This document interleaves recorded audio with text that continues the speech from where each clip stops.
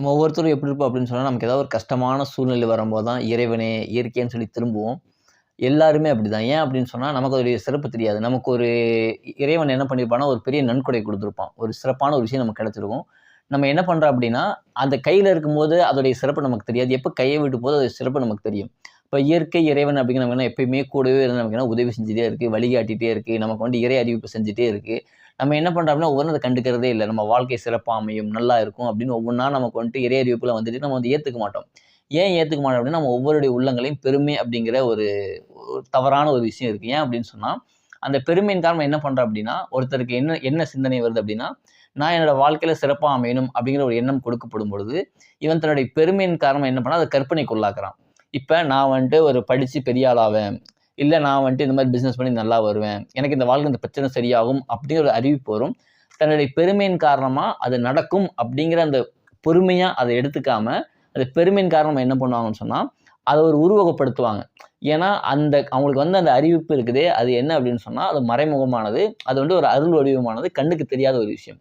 ஆனா, அந்த கற்பனைக்கு ஒரு அந்த கற்பனைய உருவகப்படுத்துறாங்க. அந்த அந்த உள்ள வந்தத உருவமா படுத்தும்போது என்ன ஆகும்னா, தன்னுடைய பெருமை காரணமாக அமையுது. அப்ப என்னன்னு சொன்னா, நம்முடைய விஷயத்துல ஒவ்வொரு விஷயத்திலும் இப்படித்தான் வரும். என்ன அப்படின்னா, நமக்கு வாழ்க்கையில ஒரு விஷயங்கள் ஏற்படும்போது நம்ம என்ன பண்ணுவோம் அப்படின்னா, நம்மள யாராவது ஒருத்தர் நெனைப்பாங்க. நம்ம என்ன பண்ணுவோம் அப்படின்னா, கற்பனையா நம்ம தப்பா நெனைச்சுருவோம். அவங்க நம்மள நெனைச்சது உண்மைதான். நம்ம கற்பனையின் காரணமா தப்பா நெனைச்சுருவோம். அப்ப கற்பனை அப்படிங்கிறது என்னன்னு சொன்னா நம்முடைய பெருமை அப்படிங்கிற இதுக்குள்ள ஆட்பட்டிருக்கு. எந்த ஒரு மனிதன் பெருமைக்குரிய நபரா இருக்கானோ, கற்பனைக்குள்ளாயிட்டே இருப்பான். தான் நெனைச்சு தான் வாழ்க்கை அப்படிம்பான். இப்போ ஒருத்தர் அவர போய் நல்ல விஷயம் நீங்க சொன்னீங்கன்னா, நான் சொல்றது தான் கரெக்ட்ன்னு சொல்லுவாங்க. ஏன் அப்படின்னா, தன்னுடைய கற்பனை உலகத்துல வாழ்ந்துட்டு இருக்காரு. ஏன்னா, அவர் உள்ள பெருமை இருக்கு. சில பேர் நெறைய வசதியானவங்களா இருப்பாங்க. நெறைய பணங்கள் இருக்கும். நெறைய பதவிகள் இருக்கும். நெறைய பட்டங்கள் எல்லாமே இருக்கும். நீங்க போய் எது சொன்னாலும் ஏத்துக்க மாட்டாங்க. அந்த ஏற்றுக்கொள்ளக்கூடிய மனப்பான்மை இருக்காது. அந்த பணிவு அப்படிங்கிறது வராம என்ன பண்ணுவாங்கன்னா, அது பெருமை அவங்களுக்கு அதிகமா இருக்கும். அதே சமயம் என்னன்னா, அந்த அந்த பொறுத்துக்கொள்ளக்கூடிய திறமை ரொம்ப ரொம்ப சகிப்புத்தன்மை ரொம்ப ரொம்ப கம்மியா இருக்கும். எத சொன்னாலும் ஏத்துக்க மாட்டாங்க. ஏன்னா, அவங்க பெருமையின் காரணமா ஒரு கற்பனை உலகத்துல வாழ்ந்துருக்காங்க. இன்னும் சொன்னா நான் தான் இறைவன், நான் தான் இயற்கைன்னு சொல்லுவாங்க. நான் நினைக்கிறதா நடக்கும். ஏன்னா, எல்லாம் அவங்க செஞ்சா நடக்குதுல்ல. அவங்க கையில பணம் இருக்கு, நெனச்சா எல்லாம் வாங்குறாங்க. அவங்க கையில பதவி இருக்கு, என்ன நெனச்சாலும் பண்ண முடியுது. அறிவாற்றல் இருக்கு, என்னதான் செய்ய முடியுது. அப்ப என்னன்னா, நான் தான் இறைவன் அப்படின்னு என்ன பண்ணுவோம்னா, அந்த பெருமையில அந்த சில விஷயங்கள் கிடைக்க பெறும்போது, சோதனை அவங்களுக்கு கொடுக்கப்படுதுன்னு அவங்க மறந்து என்ன பண்ணுவாங்கன்னா, அந்த விஷயத்துல அவங்க என்ன ரொம்ப இன்வால்வ்மென்ட்டா இருப்பாங்க. நான் தான் எல்லாம் அப்படிங்கிற மாரி. இப்ப இந்த பெருமை என்ன பண்ணுது அப்படின்னு சொன்னா, அவங்கள கற்பனைக்கு உள்ளாக்குது. இவங்க என்ன பண்ண உங்களுக்கு பொறுத்துக்கொள்ள தன்மை ரொம்ப ரொம்ப குறைவா இருக்கும். சகிப்புத்தன்மை ரொம்ப ரொம்ப குறைவா இருக்கும். எப்படி அப்படின்னு சொன்னா, ஏதோ ஒண்ணு பார்த்தா அவங்களால தாங்க முடியாது. அ அந்த எரிச்சல் அப்படிங்கிறத எரிச்சல் வரும் அவங்களுக்கு. அந்த பொறுத்துக்க முடியாது. அந்த பொறுத்துக்கொள்ள முடியாத நிலைமை அந்த பொறாமையாக மாறும். இந்த பொறாமை காரணம் என்னன்னா, அவன்ட்ட ஏன் இருக்கணுங்கிற அந்த ஒரு பெருமை. அப்ப என்ன அப்படின்னு சொன்னா, யார் யாருக்கு இந்த கற்பனைகளா இருக்கோ, அது என்னன்னா அந்த கற்பனைய விட்டு ஒருத்தர் வெளிய வரணும். ரியாலிட்டிக்கு வரணும். உண்மை தன்மைக்கு வரணும் அப்படிங்கிறத நான் சொல்ல வரேன். அதான் என்ன அப்படின்னா, ஒருத்தருக்கு ஒரு விஷயம் இருக்கு அப்படின்னா, நம்முடைய கற்பனைக்கு உள்ளாக்கி இப்படித்தான் சொல்லாம என்னன்னா, அதுல உண்மை நிலை என்னன்னு புரிஞ்சுக்கணும். உண்மைத்துவத்த புரிஞ்சு வாழணுமே தவிர, கற்பனை உலகத்துல வாழும்போது என்னன்னா, நமக்கும் சிரமம், மற்றவங்களுக்கும் சிரமம் ஏற்படும்.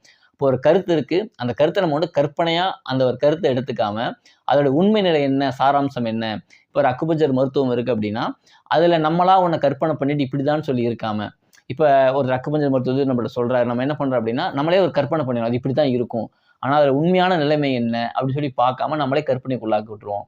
அதேபோல ஒருத்தர் நமக்கு ஏதோ கஷ்டத்த சொல்றாரு. நம்ம என்ன நினைப்போம் அப்படின்னா, நம்ம நிலைமையில இருந்து அவர யோசிப்போம். நான் வசதியா இருக்கிறேன் அப்படின்னு சொன்னா, நான் ஏழ்மையா இருக்கேன்னு சொன்னா, என்னோட நிலைமையில இருந்து அவர பார்ப்பனே தவிர, அவரோட நிலையில நான் பார்க்க மாட்டேன். அப்ப அவரோட நிலைய நம்ம பார்க்கணும் அப்படின்னு சொன்னா, நம்மள்ட்ட இறைப்பண்பு இருக்கணும். நம்மள்ட்ட பொறுமை இருக்கணும். பெருமைக்கு பதிலா என்னன்னு சொன்னா, பொறுமை இருக்கணும். பொறாமைக்கு பதிலா என்னன்னு சொன்னா, நம்மளோட பொறுமை இருக்கணும். அதேபோல எரிச்சலுக்கு பதிலா என்னன்னு சொன்னா, நம்ம பொறுத்துக்கொள்ளக்கூடிய அந்த தன்மை இல்லன்னு சொன்னா, அந்த பொறுமைங்கிற நிலைமை இருந்தா தான் நம்மளால மத்தவங்கள புரிஞ்சுக்க முடியும். மத்தவங்கள புரிஞ்சுக்க முடியும் அப்படிங்கிறத விட, நம்மள எப்பதான் புரிஞ்சுக்க முடியும். இப்போ நமக்கு ஒரு கோவம் வருது அப்படின்னா, அந்த பொறுமைங்கிற ஒரு நிலை இருந்தா தான், நம்ம என்ன பண்ண முடியும்னா, நம்மனால அந்த ஒரு இடத்துல நிலைப்பாடா இருக்க முடியும். இல்லைன்னா நம்ம எதையோ ஒண்ணு பண்ணி சிக்கல்ல அதிகமா சிக்கிருவோம். அந்த கோவத்துடைய ஒரு விஷயத்த நம்ம கொண்டு போய் நான் சேர்க்கணும். இப்ப யாரோ ஒரு தப்பு செஞ்சுட்டாங்க. தப்ப நான் சரியான முறையில கொண்டு போய் சேர்க்கணும் அப்படிங்கும்போது, கோவப்பட்டு எதுவும் நடக்காது.